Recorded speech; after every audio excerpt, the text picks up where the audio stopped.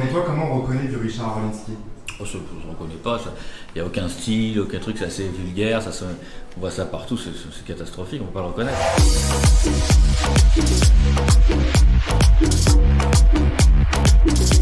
Ça se passe bien, tout est bon là? C'est la première fois que je viens à Venise, tu te rends compte? Ouais. Finalement, j'ai attendu d'avoir une vraie raison pour venir. La Biennale, c'est une foire d'art contemporain qui est une foire internationale qui est très prisée. Parce que vraiment, tu as toutes les nationalités qui sont représentées, tu as des pavillons différents, et c'est vraiment un événement très très important dans le monde de l'art. Exposer à la Biennale, c'est vraiment quelque chose, c'est un vrai truc quoi. On va à la Galerie Orlinski et je vais découvrir en même temps que vous cet espace dédié. C'est là. C'est bien, ouais. C'est là. C'est sympathique. Ah oui, c'est en pleine ville. Ouais. Bon bah bienvenue, entrez dans l'endroit où je n'ai jamais été encore. Je découvre. Bonjour. Bonjour, bonjour.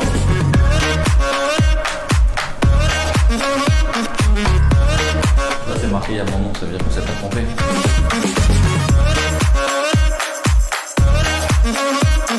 C'est un classique ça? Oui, c'est une pièce qui date pas d'aujourd'hui en vérité. Le crocodile c'est ma première pièce. Donc c'est une pièce qui a un petit moment quand même. Je vais lancer un droit d'auteur pour les animaux. Avec l'aide de Raphaël Mezrahi, c'est lui qui a eu cette idée, c'est pas moi. Et on va en réalité prélever, comme il y a certaines de mes sculptures qui représentent des animaux en voie de disparition, notamment comme le Kong, qui est le silverback, le gorillado argenté. Et on va en fait prélever des sommes sur les ventes de toutes les œuvres représentant des animaux en voie de disparition. Et on va donc donner ces fonds aux diverses associations caritatives. Souvent, tu vas dans les musées, tu n'as pas le droit de toucher aux sculptures, et les rideaux et tout. Bah là, bon, je dis pas qu'il faut s'essuyer les mains dessus, mais l'idée c'est de pouvoir justement avoir une sensation, ressentir quelque chose avec des matières. Là, c'est une matière qui est plus chaude, mais si tu vas sur de l'aluminium ou du bronze comme il était là-bas, c'est une matière froide. Donc il y a une sensation et une relation entre la matière et le spectateur en fait. C'est du figé, c'est de la sculpture, mais on essaie en tout cas de pouvoir avoir une espèce de dynamique. On a créé une identité qui est très très reconnaissable. Les couleurs, les facettes, la qualité de l'écriture aussi, parce qu'elle est vraiment très très forte et on retrouve presque rien. J'ai beaucoup de copies, mais tu le vois tout de suite quand c'est une copie. Par contre, c'est l'œuvre la plus copiée de l'histoire de tous les temps en réalité. Je vois des gens, des célébrités même que je connais qui étaient en négociation avec nous pour acheter une sculpture, qui ont été achetées au Maroc par exemple, qui ont payé des 20 000, pour des faux. Bah, évidemment, elle coûte beaucoup moins cher, mais quelque part, ça n'a pas de valeur.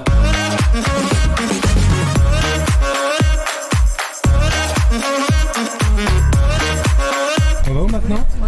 Alors on va visiter, je crois, la fabuleuse exposition d'un artiste qui démarre, qui s'appelle Richard Orlinski. Et j'espère que bon, on va voir si ça nous plaît ou pas. Si c'est bien, sinon on dira sur les réseaux que c'était vraiment de la merde.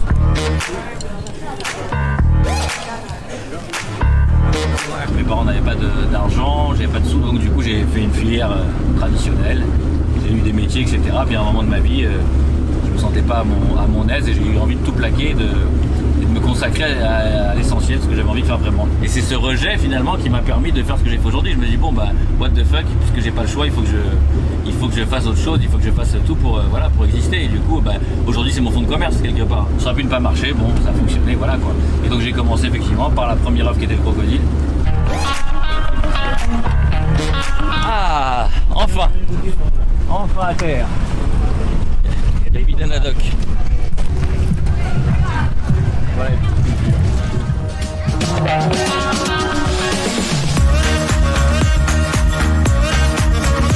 Voilà le lion qui est un nouveau lion. On avait un lion avant qui était sur ses quatre pattes et là c'est le lion assis qui est comme un peu gigantesque.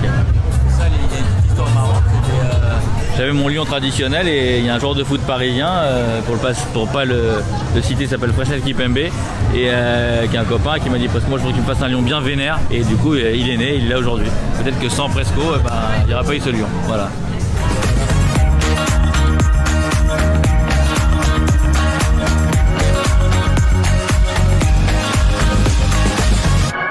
C'est sympa de découvrir à chaque fois, effectivement il y a un côté, il y a une émotion, mais ce que j'aime bien c'est qu'il y a beaucoup de monde qui regarde, qui partage, qui touche, la dame là-bas qui touche, c'est de l'échange qu'il y a qui me fait plaisir, plus que le fait d'être là, d'être moi concerné.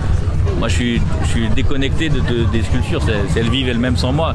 En emmenant les sculptures dans des endroits où on ne les attend pas, c'est-à-dire dans la rue effectivement, ou dans les montagnes, dans des villes, dans des mines comme j'ai dit tout à l'heure, eh bien c'est une manière quelque part d'amener le musée gratuitement aux spectateurs. Il y a un côté quand même très ludique et très facile. C'est pas prise de tête, t'as pas besoin d'avoir fait Bac+5 pour comprendre ce que j'ai voulu dire. Ça va durer 8 mois, donc 8 mois de partage, donc c'est plutôt cool.